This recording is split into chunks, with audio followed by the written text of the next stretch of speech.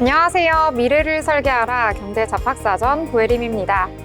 벌써 목요일입니다. 오늘도 잘 보내셨을까요? 오늘 밤도 두 분의 아나운서와 함께 경제 이야기 즐겁게 나눠보도록 하겠습니다. 오늘은 장진현, 김희주 아나운서와 함께합니다. 안녕하세요. 안녕하세요. 네, 먼저 미증시부터 확인하고 넘어가도록 하겠습니다. 이 미증시 같은 경우에는 다시 분위기가 좋아진 것 같습니다. FOMC 의사록이 발표가 됐는데요. 무난하게 나왔습니다. 3대 지수는 강보합선에서 마감하는 모습 보였는데요. 자, 그러면 미국 증시 어떠한 분위기 속에서 흘러갔을지 자세히 알아보도록 하겠습니다. 자, 진현 아나운서 소개해 주시죠. 네, 2월 20일 미증시 마감 시황 전해드리겠습니다. 뉴욕 증시는 트럼프의 새로운 관세 정책 발표에도 불구하고 오늘도 사상 최고치를 경신했습니다. FOMC 의사록이 나온 후 국채 수익률이 떨어지자 주식시장은 상승 전환에 성공했는데요. 바로 지수 한번 살펴보도록 하겠습니다. 다우존스 0.16% 올라와주며 44,627.59포인트로 종가 형성했고요. 나스닥 지수 0.07% 마찬가지로 상승 흐름 보여줬습니다. 2056.25포인트로 마무리됐습니다. S&P 500 지수 역시 0.24% 강하게 올라와줬고요. 6,100선에서 종가 마무리하며 3대 지수 일제히 상승하는 흐름 보여줬습니다. 다음으로 글로벌 이슈는 어떤 게 있었는지 한번 살펴보도록 하겠습니다. 먼저 첫 번째 소식입니다. 우크라이나 젤렌스키 대통령이 트럼프 대통령의 우크라이나가 전쟁을 시작했다라는 주장에 강하게 반박하고 나섰습니다. 트럼프는 우크라이나가 협상을 통해 전쟁을 피할 수 있었다면서 젤렌스키 지지율이 4%라고 주장했지만 실제 여론조사에서는 57%까지 기록된 바 있습니다. 젤렌스키는 미국의 군사 및 예산 지원을 강조하며 5천억 달러 상당의 광물 자원을 양보할 수 없다고 밝혔습니다. 트럼프의 발언에 러시아가 긍정적인 반응을 보이며 향후 미국의 대외 정책과 우크라이나 러시아 협상에 어떤 영향을 미칠지 국제사회가 주목하고 있습니다. 다음 소식도 한번 살펴보겠습니다. 중국 AI 스타트업 딥시크가 글로벌 시장에서 주목받고 있습니다. 하지만 이를 이끄는 인물들은 중국 외부에는 잘 알려져 있지 않은데요. 중국의 샘 알트만으로 불리는 량원퐁은 중국 명문대 출신으로 퀀트 투자 경험을 바탕으로 AI 연구에 집중해 왔습니다. 딥시크는 칭화대 베이징대 출신 연구진과 엔비디아 그리고 마이크로소프트 출신의 인재들을 영입하며 AGI 개발을 목표로 빠르게 성장 중에 있습니다. 경쟁사보다 높은 연봉과 자율적인 조직 문화를 내세운 딥시크는 글로벌 AI 시장에서 앞으로 얼마나 더 영향력을 확대할지 주목되고 있습니다. 다음 소식도 한번 살펴보겠습니다. 다음은 니콜라에 관련된 소식인데요. 전기 수소트럭 제조업체 니콜라가 결국 파산 보호를 신청했습니다. 한때 기업 가치 300억 달러를 기록하며 GM과 대형 계약까지 맺었었지만 창업자 트레버 밀턴의 사기 혐의가 밝혀지면서 그 신뢰가 무너졌다고 하는데요. 여기에 차량 결함으로 인한 대규모 리콜에 자금난까지 겹치며 결국 파산 절차에 돌입했습니다. 주가는 상장 당시 80달러에서 2달러 이하로 폭락하게 됐고 급락세를 지금 이어가고 있는 상황입니다. 니콜라의 몰락은 스펙 상장을 통해 급성장한 전기차 스타트업들의 위험성을 보여주는 대표적인 사례로 평가받고 있습니다. 다음으로 마지막 소식까지 한번 살펴보겠습니다. 영국의 1월 소비자 물가 상승률이 3%를 기록하며 예상치를 웃돌았습니다. 특히 코어 CPI는 3.7%, 서비스 부문 물가는 5%까지 올랐는데요. 항공료 하락 둔화, 식료품 및 사립학교 학비 인상이 주요 원인으로 꼽히고 있습니다. 영란은행은 2월 기준금리를 4.5%로 인하했지만 에너지 비용 상승과 규제 영향으로 물가가 당분간 3%대를 유지할 것으로 예측하고 있습니다. 올해 경제 성장률 전망치는 기존 1.5%에서 0.75%로 하향 조정됐으며 인플레이션이 예상보다 오래 지속될 경우 금리 인하 속도가 늦어질 수 있다는 경고도 나오고 있습니다. 네, 이렇게 글로벌 이슈 전반적으로 한번 살펴봤는데요. 다음으로 히트맵 열어서 전반적인 종목별 흐름도 살펴보도록 하겠습니다. M7 기업부터 확인해 보시죠. 먼저 애플입니다. 애플은 0.16% 상승했습니다. 애플이 새로운 보급형 모델인 아이폰 16을 발표했는데요. 그동안 아이폰 SE라고 불렀지만 이번에 명칭을 바꿨습니다. 오는 28일에 출시할 예정이며 가격은 $599로 책정되어 있습니다. 또 주목할 만한 건 모뎀 칩으로 퀄컴 제품이 아닌 처음으로 자체 개발한 C1이 탑재됐다는 점인데요. 또 애플의 AI 시스템인 애플 인텔리전스를 지원합니다. 이를 통해 애플의 샤오미와 삼성전자가 점유 중인 보급형 모델 시장을 성공적으로 공략할 수 있을지 귀추가 주목되고 있습니다. 반면 엔비디아는 0.12% 소폭 하락세를 보였습니다. 장중에는 살짝 오르기도 했었는데요. 뱅크 오브 아메리카는 엔비디아가 딥시크 등의 격변하는 AI 환경 속에서도 컴퓨터 플랫폼으로서의 위상을 유지할 것이라고 평가했습니다. 그 근거 중 하나로 딥시크 충격에도 각국이 AI에 대한 투자를 지속해서 유지하고 있는 점을 꼽았는데요. 목표 주가 또한 $190로 제안했습니다. 다음으로 테슬라는 2% 가까이 올라와 줬습니다. 트럼프 대통령의 자동차 관세 지침이 공개되며 오늘 M7 기업들 중 가장 큰 폭의 상승세를 기록했는데요. 테슬라는 미국에서 판매되는 차량의 100%를 미국 국내에서 생산하기 때문에 관세 영향이 적을 것으로 예상되고 있습니다. 또한 테슬라 강세론자인 웨시부스 증권의 댄 아이브스가 이 테슬라에 대해 가장 과소평가된 AI 기업이라고 평가하기도 했는데요. 향후 10년간 이어질 AI 혁명과 자율주행, 또 트럼프 행정부 등이 테슬라에 있어서는 긍정적으로 작용할 것이라고 분석하고 있습니다. 다음으로는 마이크로소프트도 한번 살펴보겠습니다. 이 마이크로소프트는 첫 양자 컴퓨팅 칩을 공개하며 1.25% 상승세를 보였습니다. 명칭은 마요라나로 세계 최초로 위상 초전도체를 사용했다고 밝혔는데요. MS는 해당 칩이 큐비트를 향후 100만 개로 확장할 수 있게 됐다고 밝혔는데 이는 IBM과 구글의 양자컴에 비해 1000배에 달하는 수치입니다. 이를 통해 양자 컴퓨터의 상용화가 한층 더 빨라질 것으로 보고 있습니다. 다음으로 페이스북 모회사 메타는 올해 22% 오르며 M7 가운데 가장 높은 상승률을 기록했었죠. 그러나 한 달간 이어져 온 상승세를 잠시 멈췄습니다.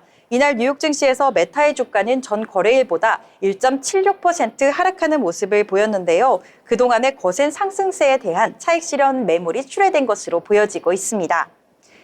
히트맵 다시 한번 살펴보겠습니다. 아마존을 보시면 아마존은 실적 발표를 앞두고 0.21% 올라와 줬고요. 코스트코 역시 0.62% 상승했습니다.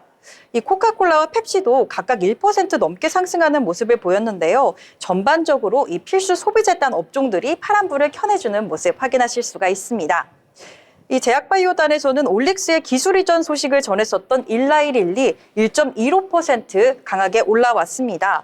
머크앤코는 3% 가까이 올라와주며 제약바이오의 상승의 흐름을 전반적으로 이끌어가는 모습을 보실 수가 있습니다. 이번 장에서 금융주단이 좀 하락세를 보였는데요. 비자가 0.42%, JP모건이 0.25% 하락세를 보이며 은행주, 금융주단의 전반적으로 좀 약세를 연출했다라고 보실 수가 있겠습니다. 네, 이렇게 전반적인 뉴욕 증시 상황 한번 살펴봤는데요. 뚜렷한 재료는 부재했지만 어제에 이어 오늘도 전약 후강의 모습을 보이며 상승 전환하는 모습을 보실 수가 있었습니다. 지금까지 마감 시황 전해드렸습니다. 네, 이렇게 글로벌 증시 전체적으로 잘 살펴주셨습니다.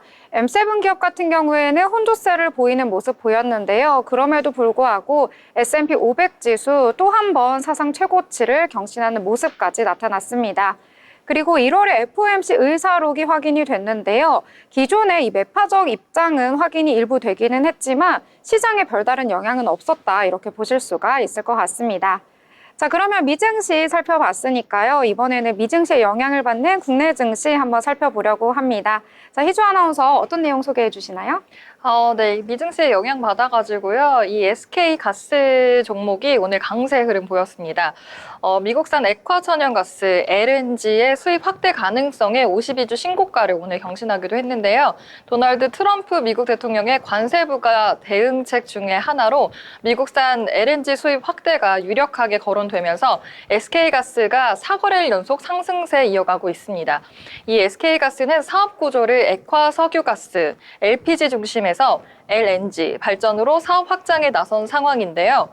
지난해 말부터 울산 GPS 발전소에서 LNG 발전 상업 가동 중에 있습니다.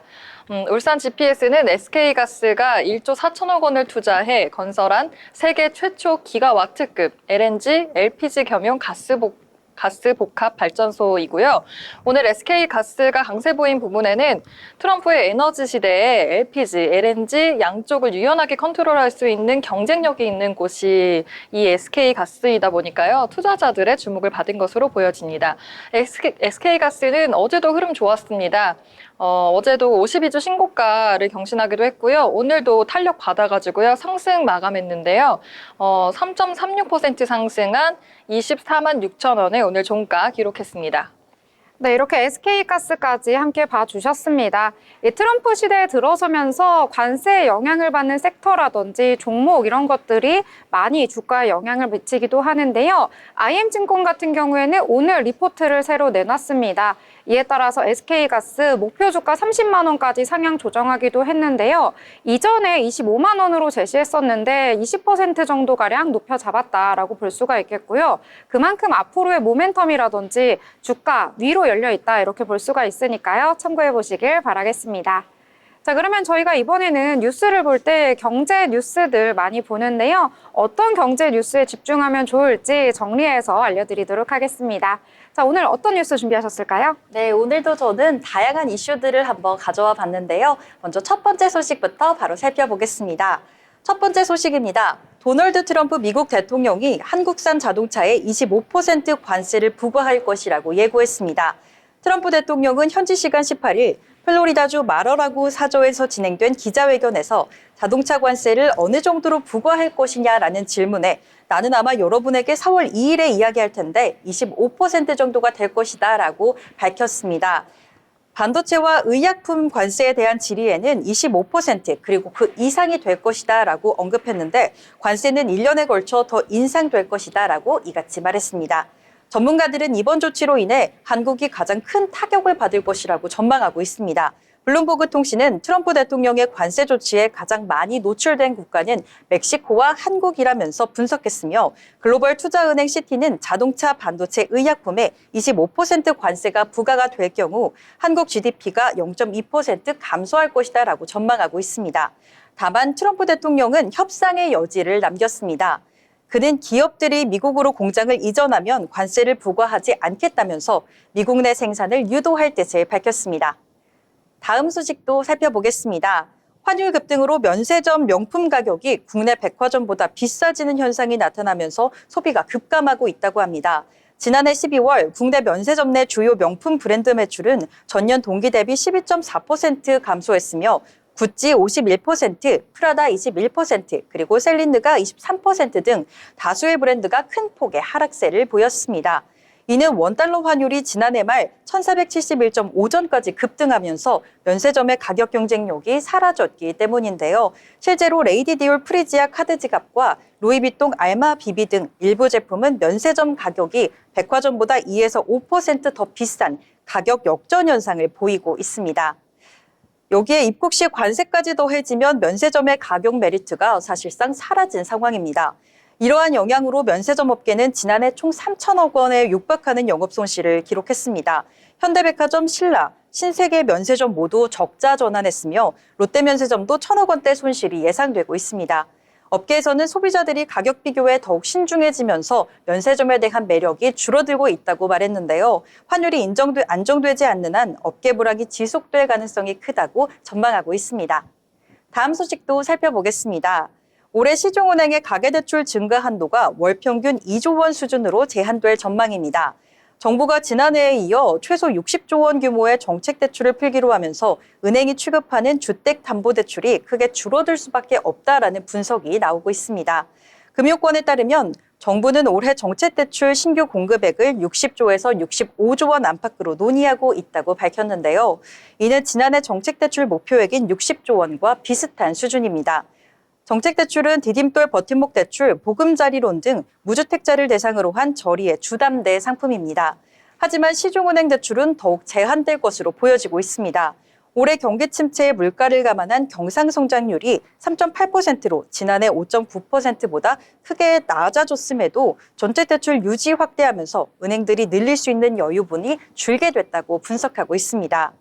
금융권에서는 가계대출 증가액은 68조 6,700억 원을 넘지 않아야 한다고 보고 있으며 전체 정책 대출 최대 65조 원에서 상환액을 뺀 잔액 증가분이 45조 5천억 원에 달해 신용대출 규모가 지난해와 비슷할 경우 은행에서는 올해 약 23조 1,700억 원, 월 평균 1조 9,300억 원 정도만 늘릴 수 있다라는 전망이 나오고 있습니다. 이에 따라 시중은행의 주택담보대출이 줄어들며 부동산 투자 환경에도 변화가 있을 것으로 보여지고 있습니다. 다음으로 도널드 트럼프 미국 대통령이 철강에 이어 자동차, 반도체, 의약품에도 25% 관세 부과를 예고하면서 국내 기업들의 고민이 깊어지고 있습니다. 기업 단독으로 해결하기 어려운 상황인 만큼 민관적 협의체가 필요하다라는 목소리도 나오고 있는데요. 이에 따라 대한상공회의소 최태원 회장이 이끄는 대미경제사절단이 미국을 방문해 미국 정부와 관세 및 투자 협력을 논의할 예정입니다. 철강 알루미늄은 다음 달 14일부터, 자동차, 반도체, 의약품은 4월 2일부터 관세 부과 가능성이 제기가 된 가운데 현대제철과 포스코는 미 현지 생산 확대를 검토하고 있습니다. 현대차와 삼성전자 등도 미국 내 공장 투자 확대를 고려 중이며 제약업계도 대응 방안을 모색하고 있습니다. 또한 미국산 원유 LNG 수입 확대를 협상 카드로 활용하는 방안도 논의 중이라고 밝혔는데요. 재계 관계자는 정부와 기업이 협력해 전략적으로 대응해야 한다고 강조했습니다. 다음으로 마지막 소식까지 한번 살펴보겠습니다. 세계 반도체 시장이 5년 안에 1조 달러를 돌파할 것이라는 전망이 나왔습니다. 글로벌 시장조사 기관인 가트너는 19일 서울 코엑스에서 개막한 세미콘 코리아 2025 기자간담회에서 GPU와 AI 프로세서가 반도체 시장 성장을 주도할 것이라며 2028년까지 연평균 성장률이 9.4%에 이를 것이다라고 분석했는데요. 특히 HBM 시장은 올해 66.9% 성장하며 주목받을 것으로 예상되고 있습니다. 이 같은 시장 확대는 구글, 아마존, 메타 등 빅테크 기업들의 AI 투자 확대가 주요 원인으로 꼽히고 있습니다. AI 데이터 센터 확장으로 GPU와 HBM을 포함한 AI 반도체 수요가 급증할 전망인데요. SK하이닉스 광노정 사장은 딥시크 등장 이후 AI 기술이 더욱더 확산되면서 HBM을 포함한 반도체 시장에 더 큰 기회가 생길 것이라고 언급하기도 했습니다. 이번 행사는 약 500개 기업이 참가해 첨단 반도체 기술과 솔루션을 선보이는데요. 삼성전자 송재혁 CTO는 AI 시대의 여러 반도체 칩을 하나하나 연결하는 칩넷 기술이 중요해지고 있으며 이를 위해 설비 소재 업체와 협력이 필수라고 강조했습니다. 급변하는 AI 시대, 반도체 시장의 향후 행보가 주목되고 있습니다. 지금까지 뉴스 브리핑이었습니다. 네, 뉴스 잘 정리해서 알려주셨습니다. 여러 가지 내용이 있었는데요. 그중에서 저는 개인적으로 눈에 띄던 게 바로 면세 관련 소식이었습니다. 계속해서 고환율 시대가 되고 있다 보니까요. 영향을 받는 산업들 굉장히 많은데요.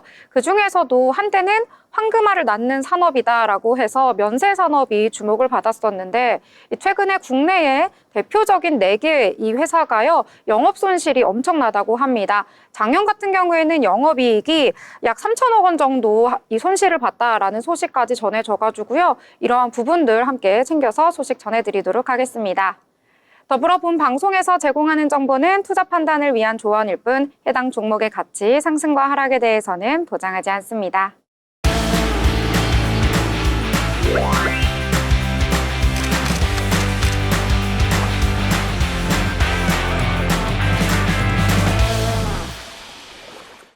네, 이번 시간은 전국의 축제, 전시, 하프를 알아가는 시간이죠. 어디 갈까 시간입니다. 오늘 어디 갈까는 안다 아나운서와 함께 하도록 하겠습니다. 어서 오세요. 안녕하세요. 네, 다은 아나운서 오늘 또 어디로 갈지 너무 궁금한데요. 오늘은 어디로 떠나볼까요? 네, 벌써 2월이 끝나가고 3월이 성큼 다가오고 있죠. 날이 풀리면서 콘서트, 뮤지컬, 페스티벌 등 다양한 공연들이 찾아왔는데요. 바로 오늘은 특별한 공연을 한번 소개해드리려고 합니다. 2025 푸에르자부르타 아베인 서울입니다. 작년에 이어서 올해도 돌아온 이 공연은 3월 18일부터 6월 22일까지 성수 문화예술마당 FPC 터에서 열릴 예정이라고 하는데요. 약 한 달이나 남았는데 이렇게 빨리 열까? 너무 빨리 소개되는 게 아닐까? 이렇게 생각하실 텐데요. 제가 이렇게 빨리 가져온 이유가 있습니다. 이번 시즌도 더 강렬하고 자유로운 에너지를 담아 돌아왔다고 하는데요. 지금 바로 만나보시죠. 네, 푸에르자 프루타. 이름만 들어도 굉장히 기대가 되는데요. 이건 어떤 공연인가요? 네, 푸에르자 브루타는 장르의 경계를 허문 독창적인 공연 중에 하나라고 합니다. 런닝타임은 70분으로 콘서트 형식을 띠지만 연극, 서커스, 무용, 뮤지컬 요소가 다양하게 들어있는데요. 2003년 아르헨티나 부에노스아이레스에서 시작된 이 공연은 전 세계에서 가장 뜨거운 사랑을 받았다고 합니다. 푸에르자 브루타는 스페인어로 잔혹한 힘이라고 하는데요. 현대인들의 스트레스를 모티브로 해서 탄생했다고 합니다. 360도 공연장 전체를 활용해서 슬픔, 절망, 승리 이렇게 인간의 본연의 마음을 이렇게 들여다보고 이 감정을 폭발적인 에너지로 표현을 하면서 관객들과 하나가 된다고 하는데요. 이번 푸에르자 브루타 아벤을 연출을 맡은 디키 제임스는 이전 시리즈가 인간의 희노애락을 담았다면 이번에는 인간이 추구할 수 있는 최고의 행복과 기쁨에 초점을 맞췄다고 합니다. 푸에르자 브루타의 시그니처 요소는 바람과 물입니다. 이번에 이 타이틀 아벤을 살펴보자면 아벤의 뜻을 보면 스페인어로 새를 뜻하는 단어인데요. 그만큼 자유, 해방, 날아오름이 공연의 핵심 포인트라고 합니다. 이번 무대는 쉴 틈 없이 몰아치는 14명의 배우들이 뿜어져 나오는 에너지와 감각을 깨우는 생생한 음악, 공중에서 펼쳐지는 대담한 연기, 물과 바람을 활용하여 더욱더 오감 만족의 특수 효과가 더해져서 압도적인 몰입감을 선사할 예정이라고 하는데요. 더불어서 지구, 고래, 나비 등 거대한 조형물이 등장을 하면서 시선을 사로잡을 예정이라고 합니다. 이처럼 무대 위에서는 물이 가득 찬 투명한 천장 아래에서 배우들이 춤추듯 유영을 하고 바람의 흐름에 따라 몸짓이 변하기도 한다고 하는데요. 이렇게 마치 꿈속을 걷는 듯한 몽환적인 순간과 폭풍을 뚫고 질주하는 짜릿한 순간이 교차하면서 압도적인 경험을 선사할 예정이라고 하니까요. 이렇게 그 이상의 에너지를 직접 경험해 보시러 가시죠. 네, 이 공연 같은 경우에는 저도 소문은 많이 들었습니다. 직접 다녀오신 분들이 정말 에너지가 엄청나가지고 이 강렬한 에너지를 그대로 받을 수 있다. 갔다 온 다음에 정말 이 공연 후회하지 않는다라는 평을 남겼던 것이 기억이 나거든요. 그래서 이번에 가져오신 이 공연 더욱더 기대가 되는데요. 그러면 시청자분들도 예매하실 때 참고하면 좋을 것 같은 내용, 특히 관람료입니다. 가격이 어떻게 될까요? 네, 제가 앞서 말씀드렸던 것처럼 아직 한 달이나 남았는데 왜 이렇게 빨리 소개했는지 궁금하셨죠? 바로 오픈위크 세일이 곧 마감이 되기 때문입니다. 푸에르자 브루타 공연 티켓은 오픈위크가 할인율이 가장 높아서 이 기회를 놓칠 수가 없는데요. 놓치면 너무 서운하겠죠. 3월 18일부터 23일까지 첫 주 공연 티켓 한정으로 2월 28일까지 30% 할인된 가격에서 구입이 가능하다고 합니다. 전 좌석 정가는 12만 1,000원이지만 30% 할인된 84,700원으로 구입에 가능하니까요. 이 점 놓치지 마세요. 그리고 예매는 예스24, 네이버 예약, 인터파크에서 예매할 수 있습니다. 네, 오픈위크 세일 놓칠 수가 없겠는데요. 혹시 관람 꿀팁도 있을까요? 네, 바로 좌석이 없는 스탠딩이기 때문에 자유롭게 움직일 수도 있고 배우들과 가까운 거리에서 생동감 넘치는 퍼포먼스를 경험할 수 있는데요. 보다 편안하게 공연을 즐기기 위해서는 공연장 내에 유로 락커를 활용하는 걸 추천드립니다. 짐을 맡기면 더욱 가볍고 자유롭게 움직일 수 있으니까요. 마음껏 공연을 만끽했으면 좋을 것 같습니다. 또한 이 공연은 배우들이 직접 다가오거나 물을 뿌리는 연출이 많아서 흰 옷이나 밝은색 옷을 피하는 것이 좋을 것 같고요. 편한 신발을 신으시면 더 몰입감 있게 즐길 수 있습니다. 그리고 공연이 끝난 후에는 배우들과 함께하는 포토타임도 준비되어 있으니까요. 끝까지 특별한 경험 놓치지 말아주세요. 네, 이렇게 다아 아나운서가 항상 전시라든지 공연이라든지 좀 특별하게 준비를 해오시는 것 같더라고요. 네. 그래서 이번 공연도 더 기대가 되는데 이 공연에 대해서 한 줄로 요약을 해주신다면요? 2025 푸에르자 브루타 아벤 공연은 관객이 무대와 하나가 되는 특별한 공연인 것만큼 이번 오픈위크 세일을 놓치지 마시고 더 신나고 알찬 시간 보내셨으면 좋을 것 같습니다. 네, 이번에 공연 꼭 가보셔가지고요. 정말 힘찬 에너지 그대로 받으시면 좋을 것 같습니다. 지금까지 알찬 소식 전해주신 안다 아나운서 감사합니다.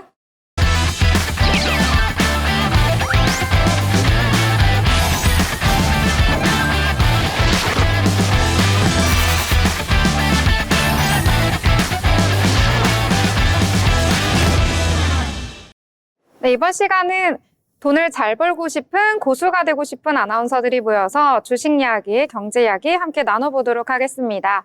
자, 오늘 장 어떤 분위기 속에서 흘러갔을지 먼저 확인을 해야 할 것 같은데요. 오늘은 희주 아나운서가 설명해 주신다고 합니다. 오늘 장 어떻게 마무리됐나요? 네, 오늘의 마감 시황입니다.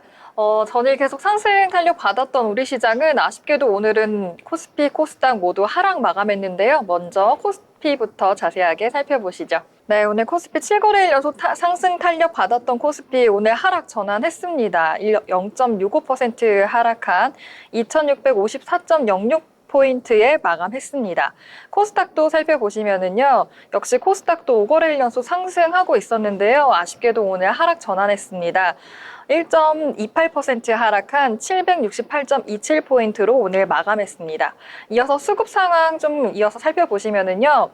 오늘 오전부터 외국인과 기관의 쌍끌이 팔자세가 이어지면서 지수 하방 압력 받은 것으로 보여집니다. 코스피는 2,968억 원어치 개인이 사들였습니다. 외국인은 2,696억 원 팔자세를 보였고요. 기관은 1,211억 원 매도 우위 보였습니다.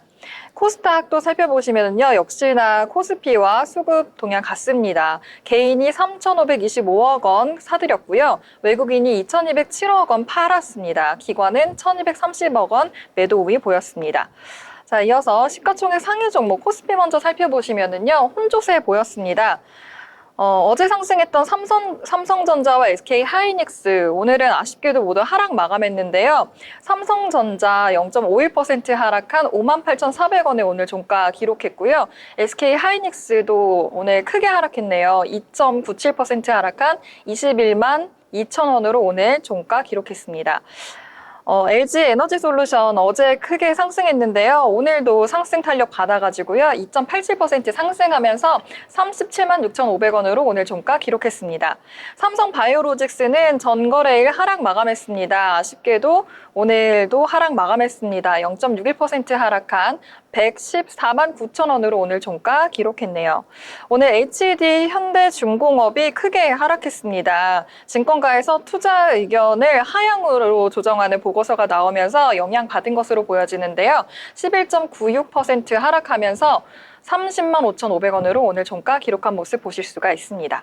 이어서 코스닥 시가총액 상위 종목으로 한번 넘어가 보도록 하겠습니다. 역시 혼조세 보였는데요.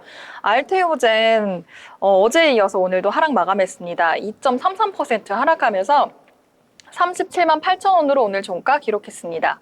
에코프로 비행과 에코프로 형제는 2차 전지 관련주들 강세 속에서 오늘 상승 마감한 모습 보실 수가 있는데요. 에코프로는 엇갈렸네요. 에코프로 BM은 강보가 보이면서 13만 5,600원으로 오늘 종가 기록했고요. 에코프로는 아쉽게도 하락 마감하면서 0.78% 하락하면서 6만 3,300원으로 오늘 종가 기록한 모습 보실 수가 있습니다. HLB는 오늘 4거래일 연속 상승했던 HLB 오늘 아쉽게도 오늘 하락했습니다. 차익 실현 매물 나온 것으로 보여지는데요. 3.98% 하락하면서 84,500원으로 오늘 종가 형성했습니다. 코오롱 티슈즈는요. 오늘 강세 보였습니다. 5.73% 오늘 강세 흐름 보였는데요. 이 코오롱 티슈즈는 이번 주 500억 원 규모의 CB, 즉 전환사채를 발행할 예정이라고 합니다. 이 전환사채를 앞두고 주가가 고공행진하는 모습 보였는데요. 이렇게 주가가 단기간에 급등하면서 전환 가격이 높아져서 신규 CB 투자자들의 기대 수익 줄어들 수 있다고도 하니까요. 이 점 참고하시면 좋을 것 같습니다. JYP 엔터테인먼트 오늘 1.73% 상승 마감했는데요. 오늘 엔터주가 전체적으로 강세 보인 흐름 속에서 JYP는 장중에 52주 신고가를 세우기도 했습니다. 장중 7% 이상 상승하는 흐름 보이기도 했지만 바로 주가 눌리면서 오늘 마감은 1.73% 상승한 82,500원으로 종가 마감했습니다. 엔캠도 오늘 크게 상승한 모습 보실 수가 있습니다. 오늘 급등했는데요. 어제에 이어서 흐름 좋았습니다. 13.29% 크게 상승하면서 12만 7천원으로 오늘 종가 기록했습니다. 네, 여기까지 오늘의 마감 시황이었습니다. 네, 오늘 마감 시황 잘 정리를 해주셨습니다. 오늘 그동안 너무나도 상승을 크게 해줬기 때문에 쉬어가는 흐름일까요? 오늘 코스피와 코스닥 양대 시장 모두 하락을 하면서 마감을 했습니다.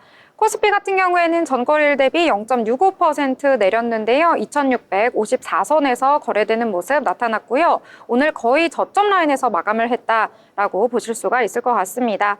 코스닥 같은 경우에도 오늘 계속해서 마이너스권에서 움직이는 모습 나타났습니다.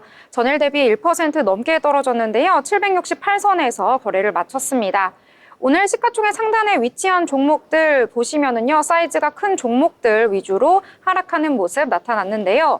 어제 같은 경우에는 반도체 투토 굉장히 큰 상승 보여줬습니다. 오늘은 차익 실현 매물이 좀 나오면서 하락하는 모습 나타나졌고요. 코스닥 같은 경우에도 오늘은 2차 전지라든지 제약바이오 종목 같은 경우 일제히 하락하는 모습 나타나면서 지수의 하방 압력을 더욱더 키웠던 시장이었다. 이렇게 정리를 해볼 수가 있을 것 같습니다. 코스피 같은 경우에는 7거래일 연속해서 상승을 했었습니다. 150포인트 이상 오르는 모습 나타났다가요. 오늘 같은 경우에는 차익 실현 매물과 더불어서 기존에 있던 매물들 소화를 하고 이슈를 소화를 하면서 마감이 됐다. 이렇게 정리를 해볼 수가 있을 것 같습니다. 자, 그러면 오늘 장에서 있었던 여러 가지 이슈들과 각종 섹터에 대해서 함께 이야기 나눠보려고 하는데요. 오늘 장에서는 이 이야기가 오늘 시장의 전반을 지배를 했던 것 같습니다. 이 얘기 빼고는 오늘 장을 논할 수 없다 이렇게 말할 수가 있을 것 같은데요. 자, 어떤 내용을 전해주시나요? 네, 말씀해 주신 대로 오늘 이 종목을 빼놓으면 우리 시장을 논할 수가 없을 것 같습니다. 오늘 하루 중 가장 핫했던 종목이죠. 바로 엔터즈에 대해서 제가 가져와 봤는데요. 그중에서도 YG 엔터테인먼트, 개인적으로도 정말 좋아하는 이 엔터테인먼트인데요. YG 엔터테인먼트를 한번 가져와 봤습니다. 이 YG 엔터테인먼트 오늘 증시에서 한한령 해제에 대한 기대감이 커지면서 크게 상승하는 모먼트를 보였는데 YG 엔터테인먼트뿐만 아니라 엔터 업종 전반적으로 강세를 보이는 모습을 연출했습니다. 특히 그중 이 YG 엔터테인먼트는 장 초반 11% 넘게 오르며 주목을 받았었고 자회사인 YG 플러스도 17% 이상 급등하는 흐름을 보였습니다. SM, JYP, 하이브 등 주요 엔터테인먼트 주들도 일제히 상승하는 흐름을 보였습니다. 드라마 제작사와 화장품 그리고 여행 관련주까지 전반적에 걸쳐서 강한 흐름을 보였는데요. 전문가들은 이번 한한령 해제 기대감이 이전과 달리 실현 가능성이 높다고 분석하고 있고 중국 시장 개방이 미칠 영향을 장기적인 관점에서 평가할 필요가 있다라고 조언하기도 했습니다. 앞으로 이 YG 엔터테인먼트를 비롯한 관련 업종의 흐름들도 어떻게 이 흐름이 계속 이어갈지 기대가 되는데요. 한번 지수 살펴보겠습니다. YG 엔터테인먼트 차트를 보시면 거의 전반적으로 등락을 거듭하기는 했지만 꾸준히 우상향하고 있는 모습을 보실 수가 있는데요. 하지만 오늘 그 흐름 중에서도 급등세를 오랜만에 연출을 해냈습니다. 오늘 급등 흐름을 보이며 이 YG 엔터테인먼트는 16.54%를 찍기도 했었는데요. 종가로는 13%대 상승하며 62,200원으로 종가 형성했습니다. 이와 관련해서 오늘 거래량을 보셔도 수급 상황이 평소에 비해서 압도적이다라고도 평가해 볼 수가 있겠는데요. 오늘 이렇게 크게 매수세가 몰리면서 YG 엔터테인먼트 기분 좋게 종가 형성했습니다. 네, YG 엔터테인먼트 말씀해 주셨습니다. 오늘 같은 경우에는 YG 엔터테인먼트뿐만 아니라 YG 플러스까지 상한가 직행하는 모습 나타났는데요. 진윤 아나운서는 YG 엔터에서 어떤 가수를 좋아하길래 가장 좋아하는 엔터사인가요? 저는 사실 학창 시절에 가장 좋아하는 아티스트를 꼽으라면 많은 여성분들이 그렇겠지만 이제 빅뱅을 빼놓을 수 없을 텐데요. 저는 빅뱅을 비롯해 최근에는 이 악동 뮤지션의 행보도 주목하고 있습니다. 이래서 저는 요즘에 YG 엔터테인먼트 정말 이 많은 엔터사들 중에서도 유심히 지켜보고 있습니다. 빅뱅의 엄청난 팬이셨군요.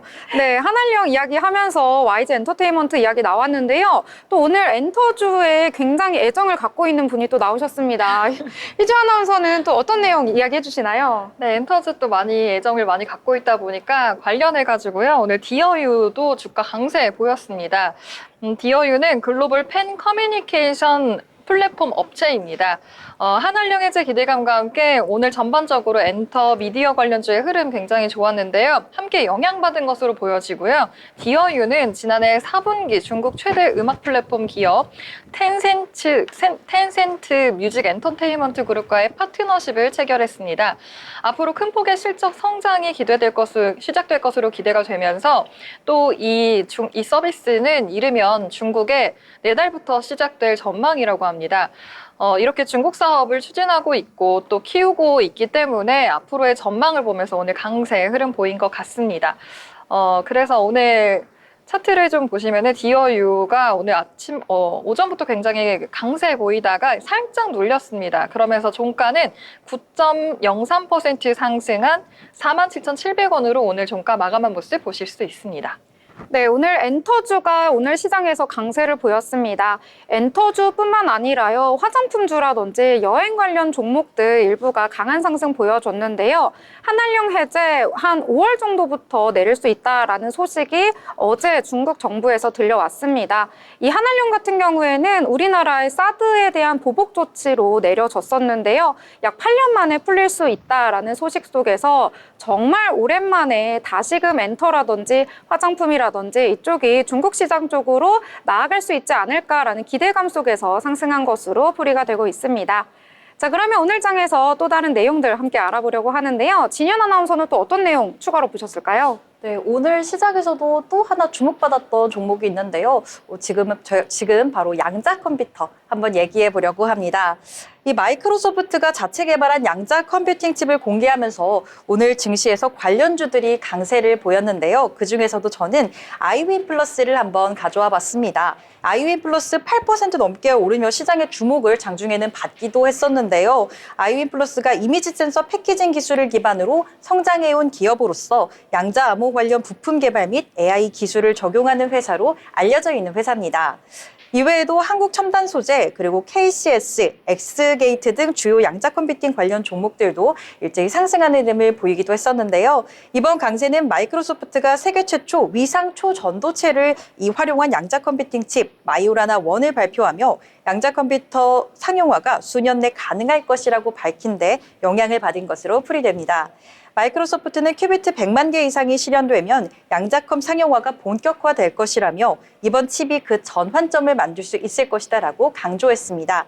이런 IBM 플러스는 오늘 고가로는 15%대까지 상승 흐름을 강하게 보였었지만 아무래도 실적을 기반해서 올라온 게 아닌 이 모멘텀, 단기적인 테마성으로 올라온 거다 보니 좀 종가로 막판으로 갈수록 좀 떨어지는 모습을 보였는데요. 결국에는 종가로 0.55% 상승하는 모습 보이며 1,460원으로 종가 형성했습니다.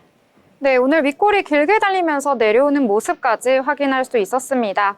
자, 저는 오늘 장에서 올랐던 테마들도 있지만 하락한 테마도 있어서 말씀을 드리려고 하는데요. 그동안 잘 나갔던 테마, 오늘은 조금 쉬어가는 흐름 나타났습니다. 그동안 조선이라든지 방산이라든지 이쪽이 굉장히 잘 나갔었고요. 특히 조선 같은 경우에는 2025년에 기대되는 테마다라는 말이 나올 정도로 전체적으로 강세를 보였었는데요. 오늘 장에서는 그동안 너무 고평가가 되었다라는 이야기 속에서 전체적으로 하락하는 모습이 나타났습니다. 이 조선 업종 같은 경우에는 증권사에서도 그동안 주가가 너무 올랐기 때문에 지금은 좀 조심해야 되는 구간이 아닌가라는 의견을 내놓기도 했었는데요. 특히 하나오션 같은 경우에는 오늘 좀 급락을 하면서 마감이 됐습니다. 조선 하면은 그동안 하나오션이 대장주로 꼽히기도 했는데요. 많이 올랐던 만큼 오늘 또 가장 많이 떨어지기도 했습니다. 이 밖에 그동안 HD를 이름 앞에 달고 있는 HD 현대중공업이라든지 HD 한국조선해양, HD 마린솔루션까지 일제히 하락하는 모습 나타났는데요. 이 하나투자증권에서는요, 하나오션에 대해서 밸류에이션 문제 때문에 상승 여력이 조금은 부족하다라고 하면서 투자 의견을 기존에 매수해서 중립으로 하향 조정하기도 했습니다. 그리고 또 한국투자증권 연구원은 작년 하반기부터 필리조선소 지분 40%를 가진 하나오션이 이 미국 지사에 꾸준하게 투자금을 내고 있기는 한데요. 하지만 시설을 새로 만들 수 있는 그런 자금이기 때문에 이로 인해서 얻을 수 있는 이익은 크지 않다라는 의견까지 추가로 내놓으면서요. 조선 그동안 잘 달려왔지만 지금은 약간은 조정, 쉬어가는 구간이 될 것이다라는 이야기 속에서 오늘 전반적인 업종이 내렸다라고 보실 수가 있겠습니다. 자, 이렇게 조선에 대한 내용까지 함께 챙겨드렸는데요. 자, 이번에는 저희가 리포트를 볼 때 어떤 내용들 봐야 할지 궁금하실 텐데요. 오늘 여러 가지 리포트 중에서 이 부분에 대해서 소개를 해주신다고 합니다. 자, 진현 아나운서, 오늘은 어떤 리포트에 대해서 소개를 해주실 예정이신가요? 네, 오늘도 제가 리포트 열심히 준비해왔는데요. 오늘 제가 가져올 리포트는요, 트럼프 관세 전쟁의 영향을 직격탄으로 막고 있는 업종이죠. 철강에 대한 이야기를 제가 가져와 봤습니다. 트럼프 철강 관세 부과 영향 점검이라는 제목의 하나증권의 리포트입니다. 네, 최근 철강 산업은 여러 변수 속에서 큰 변화를 겪고 있습니다. 특히 트럼프 대통령이 철강 및 알루미늄 제품에 25%의 수입 관세를 부과하겠다고 밝히면서 글로벌 철강 시장의 타격이 상당할 것으로 예측되고 있는데요. 오늘은 이 이슈를 중심으로 철강 가격의 동향, 원자재 시장의 변화와 그리고 한국 철강 업체들이 처한 상황과 대응 방안까지 한번 이야기 나눠보도록 하겠습니다. 먼저 미국의 철강 관세 부과 결정부터 한번 살펴보겠습니다. 트럼프 대통령은 지난 2월 10일 전 세계 모든 국가를 대상으로 철강 및 알루미늄 제품에 25%의 수입 관세를 부과하는 행정명령에 서명했습니다. 이번 조치의 핵심은 기존 트럼프 1기 시절에 관세가 적용되지 않았던 국가들, 즉 한국, EU, 일본 등이 이번에는 동일하게 25%의 관세를 부과받게 됐다는 점입니다. 반면 기존의 25% 관세를 이미 적용받고 있던 국가들은 추가적인 관세는 부과되지 않았습니다. 즉 예상보다 규제 강도가 약한 형태로 발표가 된 건데요. 그럼에도 불구하고 한국 철강업체들은 단기적으로는 수출 감소가 우려되고 있는 상황입니다. 그렇다면 철강 가격은 어떤 변화를 보이고 있을까요? 먼저 국내 철강 가격을 살펴보면 현재 철강 가격은 계절적 비수기와 수요 부진으로 인해 하락세를 이어가고 있습니다. 이는 겨울철 건설 경기가 둔화되고 설 연휴 및 기업 생산 조정 그리고 전년도 재고 소진의 영향을 받은 것으로 풀이가 되는데요. 대표적인 예로 열연 유통 가격은 톤당 81만 원으로 전주 대비 1.2% 하락했고 철근 유통 가격 역시 톤당 68만 원으로 2.2% 하락했습니다. 해외 철강 시장도 살펴보시면 미국의 철강 가격은 관세 발표 이후 2주 연속 상승세를 보이며 톤당 695달러로 1.5% 상승했는데 반면 중국의 철강 가격은 부동산 경기 침체 등의 이유로 여전히 약세를 보이며 톤당 3,415위안으로 1.1% 하락한 상황입니다. 이제 원자재 시장으로 넘어가 보겠습니다. 철광석 가격은 톤당 105달러 수준으로 큰 변동은 없지만 원료탄 가격은 톤당 190달러로 소폭 하락했습니다. 한편 전기동, 즉 구리의 경우 톤당 9,490달러로 2.2% 상승했으며 금 역시 온스당 2,884달러로 0.6% 올랐습니다. 특히 구리 가격이 상승한 이유는 트럼프의 관세 조치에 대비한 기업들의 비축 움직임이 확대되고 있기 때문으로 분석되고 있습니다. 다음으로 철강업체들의 주가도 한번 살펴보겠습니다. 국내 철강업체들의 주가는 기업별로 차이를 보이고 있는데요. 포스코홀딩스는 3.3% 상승했고 현대제철은 무려 9.3% 급등했습니다. 하지만 세아베스틸 지주는 3%대 하락하는 모습 보실 수가 있습니다. 그런 반면 이 해외 철강업체들의 주가는 국가별로 온도차를 보였습니다. 미국의 경우 철강사들의 트럼프의 관세 발표 이후 주가가 연이어 상승하는 흐름을 보였죠. US 스틸은 4% 가까운 흐름을 보여줬고요. 반면 중국 바우스틸은 2.2% 하락하는 모습 연출했습니다. 이는 미국 내 철강 수요에 대한 기대감과 중국 경기 둔화에 대한 우려감이 반영된 결과로 분석할 수 있을 것 같습니다. 자, 그렇다면 과연 앞으로 철강 시장은 어떻게 변화하게 될까요? 첫 번째로 미국 내 철강 가격이 상승할 가격이 높다고 합니다. 과거 트럼프 1기 시절인 2018년에도 철강 수입 규제가 강화되면서 미국 내 철강 가격이 단기간에 2배 가까이 급등한 사례가 있었죠. 현재 미국의 철강 가동률이 70% 중반 수준을 유지하고 있는 만큼 이번에도 가격이 상승할 것으로 분석되고 있습니다. 두 번째로는 한국 철강업체들의 대응 전략이 중요한 변수로 작용할 수 있을 것이다라는 점입니다.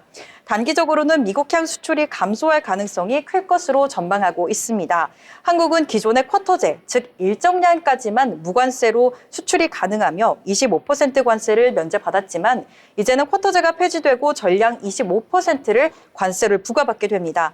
따라서 갑작스럽게 가격 경쟁력이 약화되면서 수출이 위축될 가능성이 높은 것으로 보여집니다.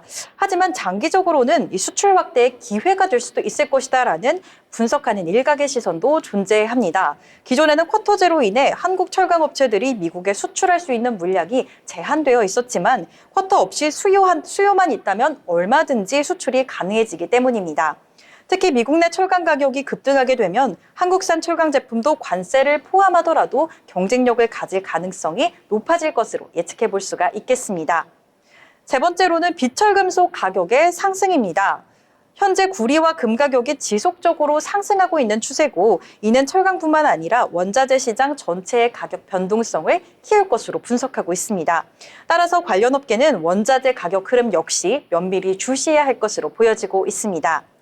지금까지 다양한 시각에서 철강에 관한 이슈 한번 이야기 나눠봤는데요. 그럼 제가 이걸 좀 더 간단하게 주요 포인트를 콕 집어서 3가지로 한번 요약해보겠습니다. 먼저 트럼프의 25% 철강 관세 부과로 인해 글로벌 철강 시장이 흔들리고 있다라는 내용이었습니다. 이번 관세 조치는 미국의 보호무역 기조를 다시 한번 강화하는 신호로 볼 수 있으며 이에 따라 각국의 철강 업체들은 새로운 무역 환경에 적응해야 하는 상황입니다. 두 번째는 미국 내 철강 가격 상승이 예상되고 있으며 한국 철강 업체들은 이에 맞춰 전략을 재조정해야 한다는 점입니다. 과거 사례를 보면 트럼프 행정부가 철강 관세를 부과했을 때 미국 내 철강 가격이 급등했던 전례가 있었습니다. 이에 따라 단기적으로는 25%의 관세 부담으로 인해 수출이 위축될 가능성이 높지만 반대로 미국 내 철강 가격이 충분히 상승하면 관세를 고려하더라도 경쟁력을 회복할 여지가 있다라는 점입니다. 마지막으로 원자재 가격의 변동성 역시 커질 가능성이 높아 앞으로의 시장 흐름을 면밀히 살펴볼 필요가 있다라는 내용 한 번 더 짚어보겠습니다. 현재 철강뿐만 아니라 구리, 금과 같은 원자재 가격도 상승하는 흐름을 보이고 있죠. 철강업체뿐 아니라 전체 제조업과 원자재 시장에 미치는 파급 효과가 클 것으로 분석되고 있는데요. 결론을 한번 말씀드려보겠습니다. 이 결론적으로는 이번 트럼프의 철강 관세 부과 조치는 단기적으로는 시장의 혼란을 야기할 수는 있으나 장기적으로 봤을 때는 새로운 시장에 기회가 열릴 수도 있다라고 이 리포트는 분석하고 있습니다. 중요한 건 이러한 변화 속에서 한국 철강업체들이 얼마나 빨리 또 얼마나 효과적으로 대응하느냐에 따라 달려 있다라고 볼 수가 있겠는데요. 앞으로도 시장 상황을 지속적으로 모니터링하면서 유연한 대응 전략 마련하시는 게 중요할 것 같습니다. 이상 리포트 전해드렸습니다. 네, 철강에 대해서 정말 폭넓고 자세하게 설명해 주셨습니다. 이 트럼프 대통령의 관세 전쟁으로 인해서 철강 쪽에도 분명히 영향을 받을 것으로 예상이 되고 있는데요. 특히 우리나라 같은 경우에는 미국 쪽으로 자동차라든지 반도체가 굉장히 잘 나가고 있기 때문에 이번에 관세 결정 영향을 받을 것으로 분석이 되고 있습니다. 이번 리포트 참고하시면서요, 철강과 관련된 그런 종목들 투자하실 때 참고하시길 바라겠습니다. 더불어 본 방송에서 제공하는 정보는 투자 판단을 위한 조언일 뿐 해당 종목의 가치, 상승과 하락에 대해서는 보장하지 않습니다.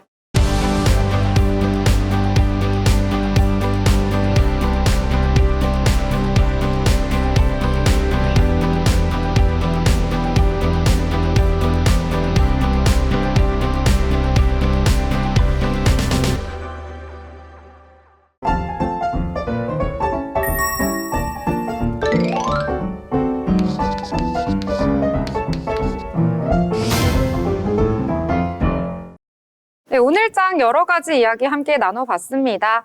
어떻게 한 줄로 표현하면 좋을지 이야기 나눠보려고 하는데요. 자, 오늘 장 어떻게 마무리를 해보면 좋을까요? 사실 국내장이 되게 상승 탄력 받아가지고 왜 이러지 싶을 정도로 힘을 많이 내줬는데요.